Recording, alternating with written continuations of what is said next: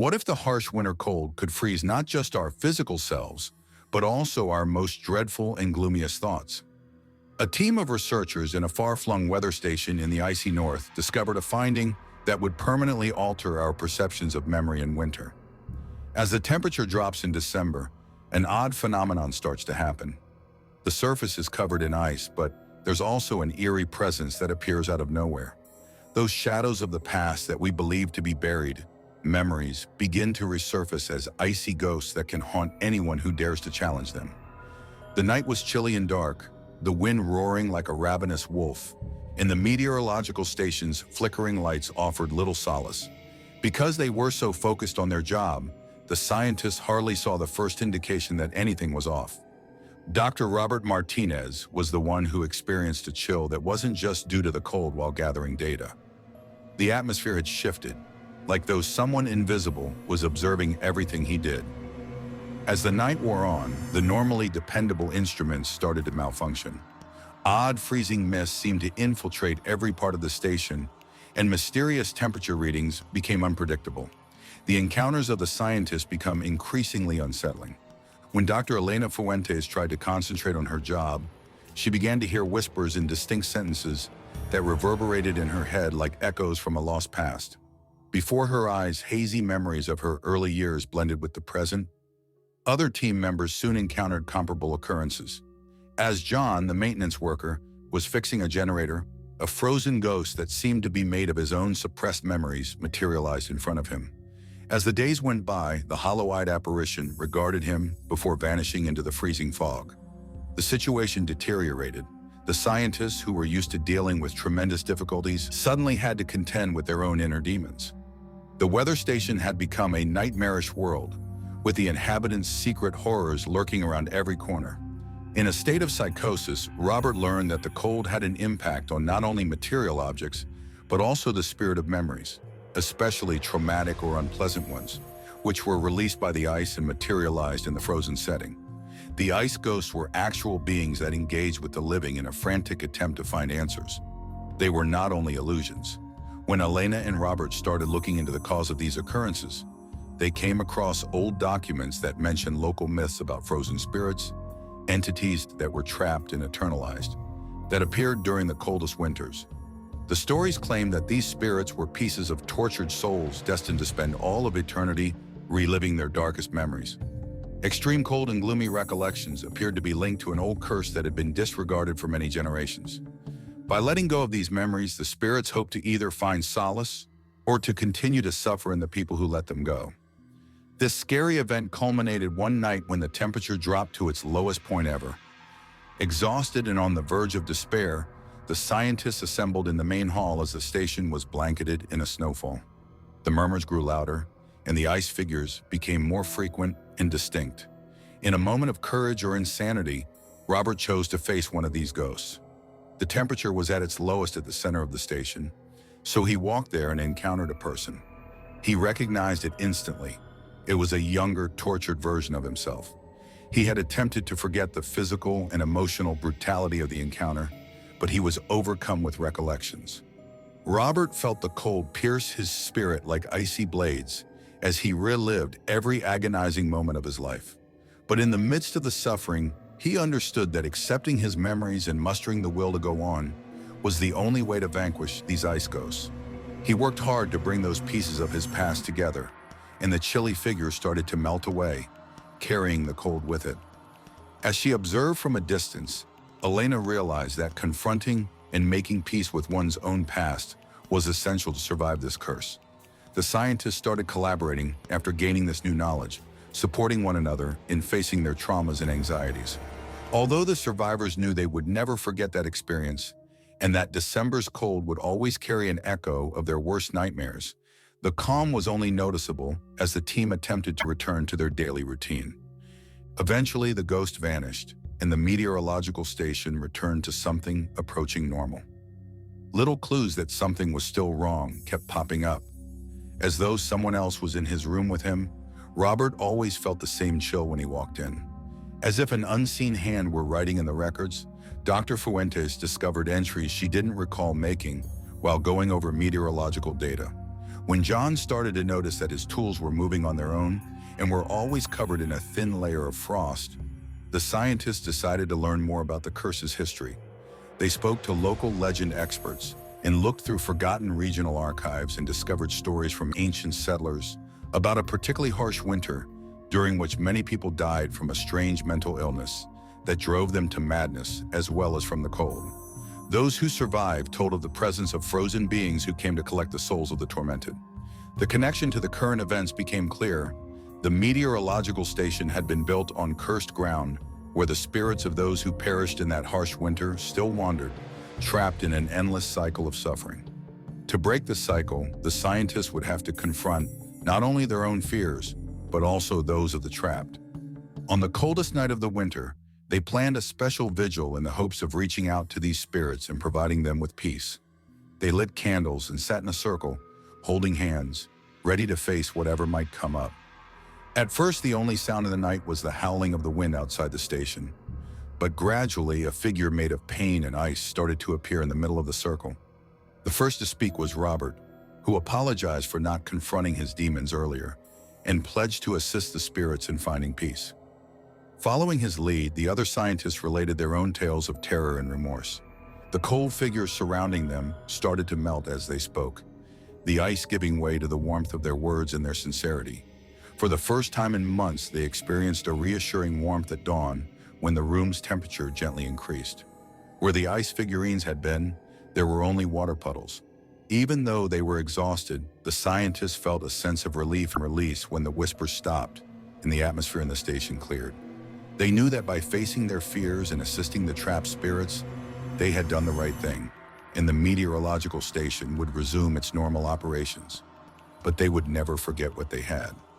If you like this story and would want to hear more, Liv's tale makes us think about the strength of our memories and how we cannot escape them, even in the coldest and most isolated places. It also serves as a reminder that facing our inner fears is essential to achieving peace. The next story. A tiny tattoo parlor existed in the hazy, dark city of Gransport, where the alleyways murmured long-forgotten secrets and the shadows seemed to move with their own will.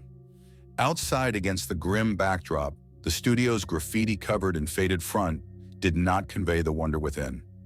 On its aged wooden door, a virtually indecipherable sign read, "Alex's tattooed images of the soul." One night, when the full moon cast its pale glow over the cobblestone streets, rumors circulated among the residents of Gransport that Alexei was a mysterious and reserved man known throughout the city not only for his impressive artistic skills, but also for a supernatural talent that few fully understood. It was said that his tattoos could do more than just beautify the skin. They could transfer memories, experiences, and even emotions from one person to another. She headed to Alexa's studio, Clara. She was a young woman with a tragic past and eyes that were heavy with sadness. She had been devastated by her younger brother Marco's untimely death and had fallen into a deep hole of suffering and hopelessness. She was aware of Alexa's special talent, and even though she was afraid of what she could discover, she went through the door with more urgency than ever to preserve her brother's memory. A warm but enigmatic atmosphere welcomed Clara. The air was filled with the gentle humming of the tattoo machine and a subtle ink and disinfectant odor. Alex, who had long dark hair and sharp gray eyes, watched her with interest and comprehension. He understood why Clara had come without the need for words.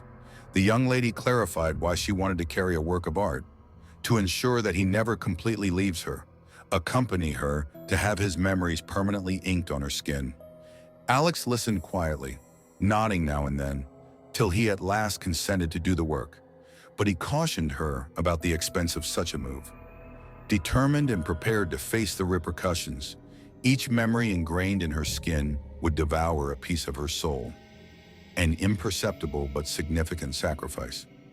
Clara leaned back in the chair for tattoos. As Alex got his tools ready, Marco's recollections started to come to life in rich, detailed pictures with every stroke. A park sunset, a summer afternoon filled with laughter, and a comforting embrace. Clara's skin was woven with all of these moments, creating a mosaic of memories that pulsated with their own life. But Clara saw a small but unsettling shift with every new tattoo. Her feelings grew drab, as though the very core of her being was gradually vanishing, and her image in the mirror appeared farther away. Even though she knew the cost, having Marco's memories on her skin made her feel more at ease and connected than she had since his passing. Clara gradually changed into a more mysterious and depressing person, carrying a shadow of the memories she had chosen to keep. Those close to her saw this change, but she simply grinned pitifully and claimed to be okay, having what she had always desired, a permanent part of her brother.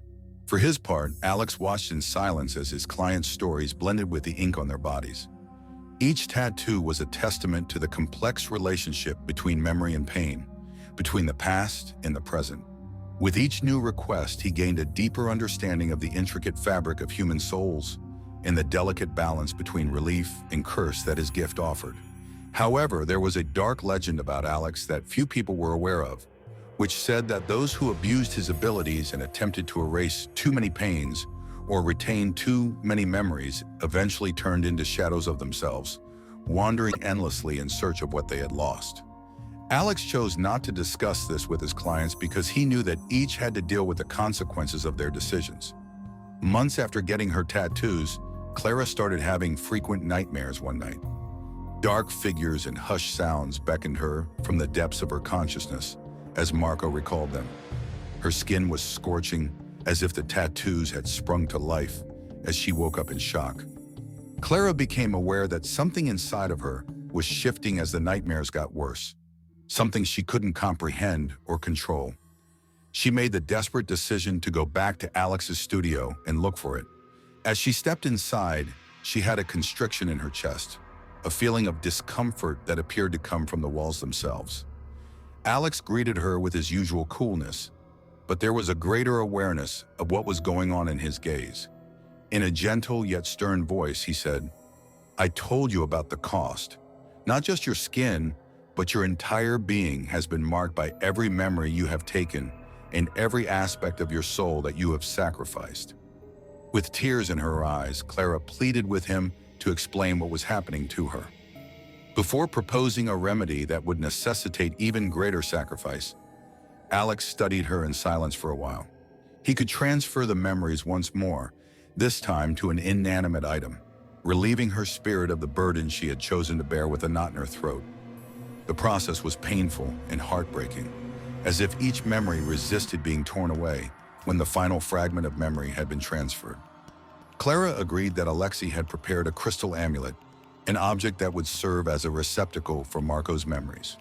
With each stroke of the needle, the images began to fade from Clara's skin, transferring to the amulet that glowed with an ethereal light. Clara was relieved but felt hollow. Without costing her soul, the amulet in her hands buzzed with a warm energy that contained Marco's memories.